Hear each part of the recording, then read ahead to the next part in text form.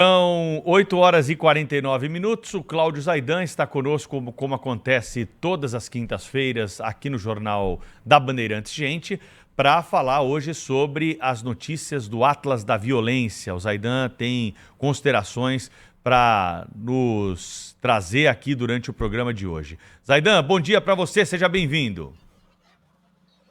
Fala, Pedro Campos, tudo bem? Olá, Thaís, Cláudio Humberto, Sônia Blota. Bom dia. É evidente que quando se fala em mapa da violência, você tem diversos aspectos da violência no país, começando pela violência doméstica. E aí, claro, óbvio, as grandes vítimas são as mulheres e as crianças. E aí, também é óbvio que há subnotificação. No caso das crianças, e o trágico, o canalha de tudo isso é que há, inclusive, violência sexual contra crianças. E, às vezes, até bebês. E é óbvio, as crianças não denunciam. Não só os bebês, mas mesmo crianças conseguem falar, se comunicar. Então, a denúncia só ocorre quando alguém descobre. E também aí, muitas vezes, a descoberta não leva à denúncia, por diversos aspectos. Uma situação familiar. Então, há subnotificação. E nesse caso, né, a violência contra a criança, ela tem de ser tratada com muito rigor. A pena tem de ser específica, inclusive no que se refere a benefícios. Ou seja, diminuição de pena, qualquer tipo de coisa tem de ser considerada. A rigidez tem que ser inegociável na violência contra a criança. Também no caso da violência contra as mulheres, e isso está registrado no mapa, você tem subnotificação. Pelo mesmo motivo, não é? Muitas vezes a pessoa pondera que aquilo pode levar a uma ruptura da situação do lar, do casamento, enfim. E a maior parte da violência contra mulheres e crianças é doméstica. Agora, há outro aspecto que é a violência relacionada à criminalidade, tráfico de drogas, etc. E também aí há subnotificações no caso de assassinatos. Veja São Paulo. São Paulo tem uma média ali de casos registrados um pouco superior a 6 a cada 100 mil habitantes. Porém, considerando casos não subnotificados e com utilização de programas de computador que auxiliam nesses cálculos, provavelmente o número é o dobro disso. Mais de 12 por 100 mil habitantes. E considerando casos registrados... Por quê? Foi acidente ou foi assassinato? Foi suicídio ou foi assassinato? E há uma diferença em 10 anos, de 2012 a 2022, de 60 mil casos não resolvidos. O fato é que o Brasil teve de 12 a 22 uma média de, na melhor das hipóteses, 60 mil assassinatos por ano. São números de guerra, não é? E como é que isso se divide? Você tem as peculiaridades. Em São Paulo, há o fato de que uma das facções, o PCC, ele tem um controle quase absoluto, não é? Então, você não tem grandes confrontos entre facções. Há algumas exceções, como na Baixada, etc. No Rio de Janeiro, o quadro é muito diferente.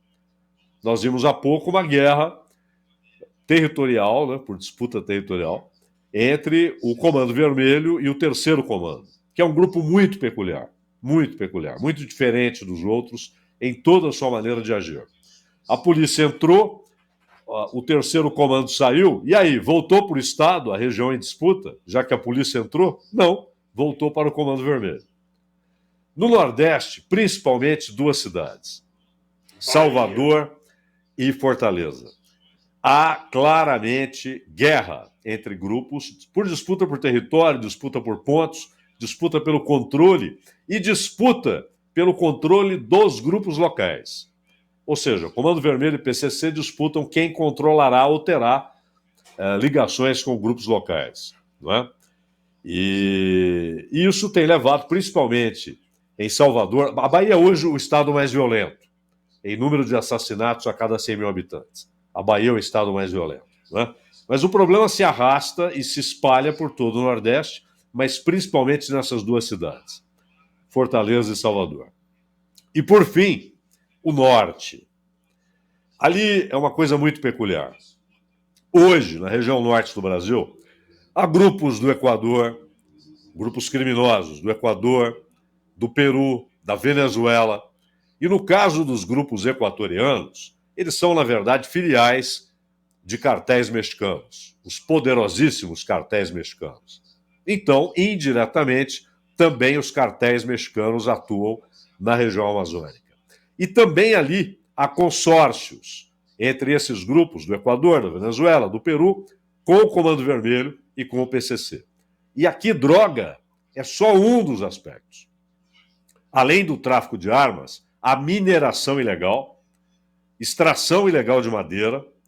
Hoje, por exemplo, a comercialização de mercúrio, que é utilizada ilegalmente para mineração, está nas mãos do crime organizado.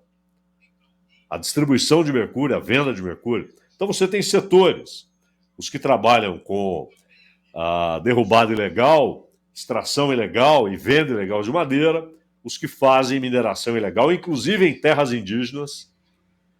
Então o Norte tem uma situação muito peculiar, além, claro, da violência relacionada a disputas agrárias, que é um problema no Norte e no Nordeste muito acentuado.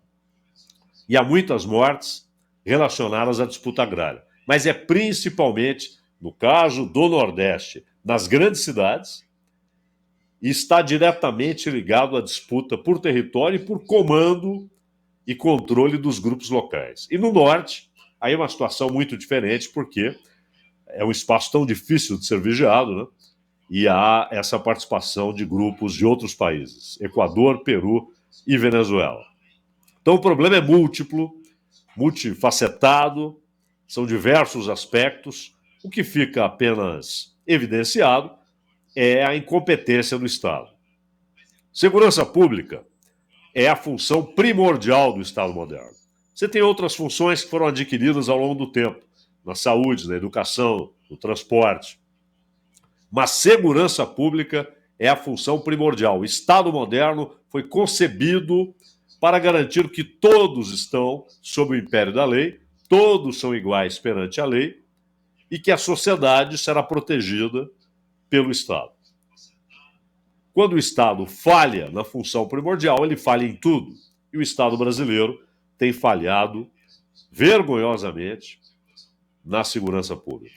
Nós temos números de guerra. Acho que isso basta para que possamos afirmar que o Estado falha, que é incompetente, que é negligente. Aqui não é só a execução da segurança pública, mas a legislação e também decisões judiciais. Há um ambiente propício para o crime. Desde essa imagem que estamos vendo, né, a abordagem na rua, que se tornou comum, a abordagem para o pequeno roubo, etc., que também leva muitas vezes a assassinatos, casos de latrocínio. Essa é uma situação corriqueira nas cidades brasileiras. E há o grande crime, seja no confronto entre facções, seja nesse caso específico do norte do país, que tem características únicas, peculiaríssimas. Mas a consequência e a causa é conhecida. A causa é conhecida e nós sabemos, ela está escancarada nesses números, nesses gráficos, a incompetência do Estado brasileiro para lidar com a violência e para cuidar da segurança pública. Cláudio Zaidan, hoje traçando um panorama das informações trazidas pelo Atlas da Violência no Brasil. Muito obrigada ao Cláudio Zaidan, que volta na semana que vem aqui com mais uma participação no Jornal Gente. Obrigada, Zaidan, um abraço, hein? Um abraço, até a próxima. Na sequência,